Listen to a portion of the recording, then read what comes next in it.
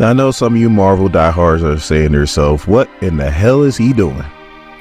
Believe it or not, this channel started with Batman Superman World Finest #1. Very first video on this channel. And it's been about a year and a half since we covered Superman Batman #10. I'm not gonna lie, I was chasing views and subscribers instead of chasing a good story. Like, that's what this channel is going to be about. We're going to cover DC, we're going to cover Marvel, we're going to cover Image, we're going to cover Boom, we're going to cover all independents. Hell, if they have like a Kickstarter and their book's out and we could cover it, we're going to cover it. Because it's just about covering really good stories. Because if you cover really good stories, then the views and subscribers should come. If not, I'm not quitting my day job anytime soon.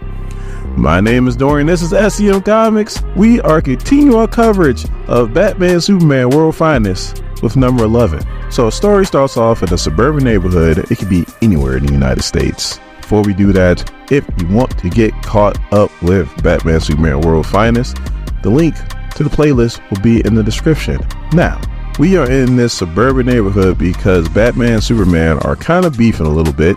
Supergirl has come to Earth. Batman doesn't trust her because Batman doesn't trust anybody. Wonder Woman kind of sides with Batman and decides that she should be the one to try to train the girl. She winds up being kidnapped by Darkseid. Now she's on Apocalypse. Now they're trying to figure out a way to get to Apocalypse, and Superman isn't really trusting Batman or Wonder Woman at this point. So there we go. And the house they show up to is Big Barda's house. Big Barda, Mr. Miracle. It's a long story. They're both from Apocalypse. Long story. Don't really got time to get into it. Just kind of follow along. It'll kind of work itself out. And Big Barda's like, well, damn, when you said you was coming right over, you meant right over. I just got out the shower. And she was like, you didn't leave a Batmobile in the front yard, did you? And they're like, no. And then she goes out and she is like, hi, Mrs. Kravitz. Lovely day, because Miss Kravitz is not even no longer watering her plants because she just got finished seeing Batman, Superman, Wonder Woman walk into one of her neighbor's house. So I guess it was just Wonder Woman and Superman at the door because she's like, Batman, when did you, how long have you been? Why do I even ask? Because, you know, Batman does his Batman things. So Big Barda's like, you know what? It don't even matter. Any enemy of Darkseid is a friend of mine. So give me a second. Let me just get ready. And Superman's like, hold on. We got to go. And I'm not allowing. And Big Barda's like, my mother box, my boom tube. And Big Barda is a good half a foot taller than Superman. I mean, it is ridiculous how big she is. So Superman gets the little man syndrome and starts floating above Big Barda, trying to look down upon her. Big Barda ain't phased at all. She's like, look, the last time you went after Darkseid, you left me behind. You ain't doing it this time. Besides, from what you told me, it sounds like it was a female Furies who killed Harbinger, which, if that's the case, that makes it personal for me too. So I'm going to get over it. And then Wonder Woman has to grab Superman and kind of calm him down. So then Batman, not even phased about what's going on, just looks at Mr. Miracle's stuff and goes, I'm going to need to borrow some of this. So then Barda's like, take whatever you need, just don't break anything. And she mumbles, I knew there was a reason why I left the Justice League. So the Wonder Woman's like, yes, hey, Big Barda is doing us a favor. And Superman's like, well, you know what? I'm kind of pissed because I hold you partially responsible for this. And Wonder Woman's like, what? And she was like, look, if we'd have just did it my way, then we wouldn't be having this conversation. And Wonder Woman's like, hold on, time out. I lost warriors too. Harbinger gave her life. And then Superman's like, look, if it was Donna Troy or Jason Todd, we wouldn't be having this conversation, which at the time of this story, both characters are dead as hell. So why was Superman even bringing that up? I don't even know. He's not acting like this. He's not acting like my Superman right now. Like, he's too emotional. So Batman's like, that's enough. Kara's not even dead. And Big Barda comes out. Now she looks like Big Barda and goes, okay, let's go take down Darkseid. These three aren't talking to each other right now. And Big Barda goes, go team. So on the next page, there's a big boom, because that's what boom tubes do. And now it says, it's Apocalypse now. Mind over matter, next better be the cow. I'm sorry, I'm old.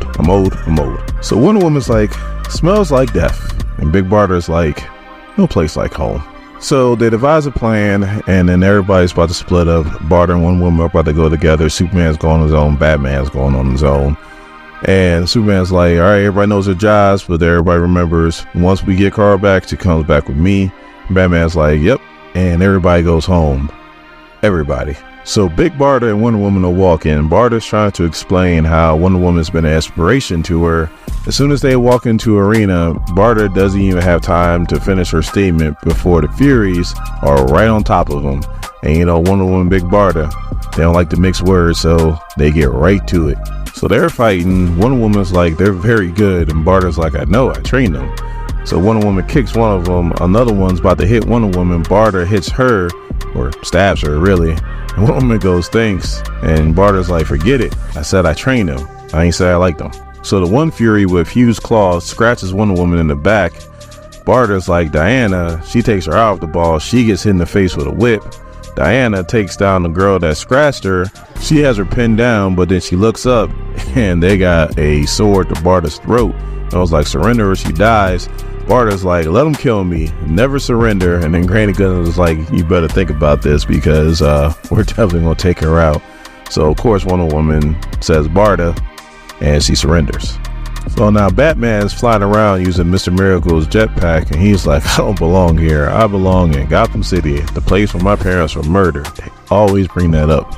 And then Batman goes, damn it. And we see these demon dolls, and they are huge. So the Batman is flying away as fast as he can, because what the hell else is he going to do? These demon dolls are in pursuit. He takes something out of his backpack, or the back wherever he was storing it at, and is one of Mr. Miracle's devices. He throws it into the structure. As he's flying away, the structure comes down and comes down on top of the demon dogs. So Batman flies to this building which holds all these hell spores. Now the hell spores are strong enough to where they can blow a hole right to the center of the planet and then start like a fire pit, you know, the same thing that's coming out of Apocalypse right now. These are the things that started it. Well, Batman thinks he's safe. All of a sudden, one of these demon dolls come out of nowhere, crashing through the wall. I'm thinking to myself, like, if he disrupts one of these hell spores, they're going to go off, and it's going to be a very bad day for everybody involved. Batman's like, Mr. Miracle, wherever you are, hopefully you got one more miracle for me, as the dog comes down and bites him whole. So now we cut to Darkseid's palace or castle or whatever.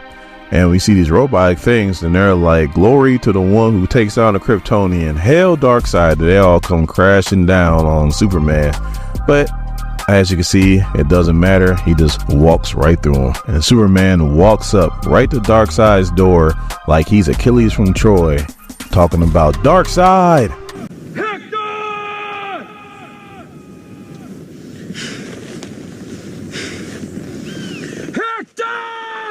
Kara leaves with me. And he goes, Kara? And we see her standing right next to Darkseid, and she looks like a heavy metal chick. And Darkseid says, calm as hell. She is free to leave if that's what she desires.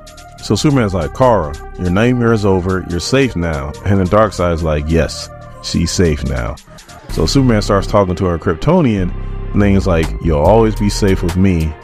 Grabs her by the hand, starts walking. He goes, Darkseid, after Kara's home safe, me and you, we got some unfinished business. And then Kara stops her and goes, you didn't listen to Darkseid, did you? And she punches the hell out of Superman. She goes, you never listen to anyone except for your own voice. He's like, oh, she's been corrupted. She kicks the hell out of him and goes, he said I was free to go whenever I felt like, if I wanted to. And Superman's like, I won't fight you. And she goes, you should have listened to him, and punches the shit out of Superman again. So then on the last page, we see Kara standing over Superman, and Darkseid goes, good, now kill him.